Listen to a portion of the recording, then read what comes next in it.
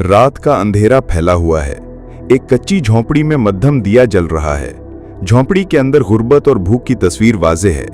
किसान सलीम अपनी बीवी और बच्चों के साथ बैठा है। बच्चों की आंखों में भूख की चमक और कमजोरी साफ नजर आ रही है। सामने सिर्फ एक आखिरी रोटी रखी है। बीवी आहिस्ता से कहती है, सलीम, ये रोटी बच्चों को दे दो, तुमने 2 दिन से कुछ नहीं खाया। सलीम के दिल पर बोझ है। वो जानता है कि ये रोटी उसके लिए भी जरूरी है, मगर बाप होने के नाते अपने बच्चों को भूखा नहीं देख सकता।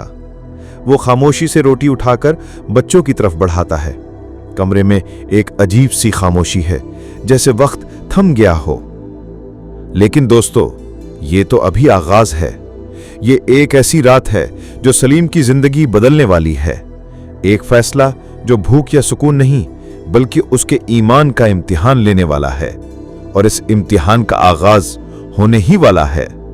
बच्चे रोटी को देख रहे हैं जैसे सदियों की भूख उनकी आंखों में कैद हो। बीवी ने अपने आंसू छुपाते हुए कहा, सलीम, ये रोटी बच्चों को दे दो, तुमने खुद 2 दिन